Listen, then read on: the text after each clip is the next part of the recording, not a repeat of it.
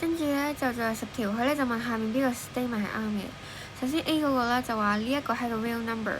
咁咩係 real number 咧？就係指咧係冇根號負1，即係冇 i 嘅數啦。咁我約走個根號同埋二次，就會計到係-3，而-3咧係一個 real number，所以 A 咧就係答案。咁你睇埋 B、C、D 先。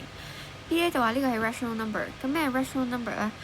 就係指咧係 real number 之餘係可以變做份數嘅數。咁咧我將佢展開啦，會計到係5加2根號6。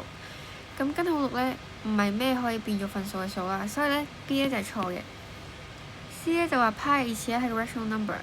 咁派嘅意思咧咁 Q 機就會計到係9.8696044001。咁都唔係可以變做份數嘅數，所以 C 咧都係錯嘅。D 咧就話根號3啦係一個 recurring decimal。咩係 recurring decimal 咧？就係指咧一個點數啦，佢後面咧係有不斷重複嘅數字。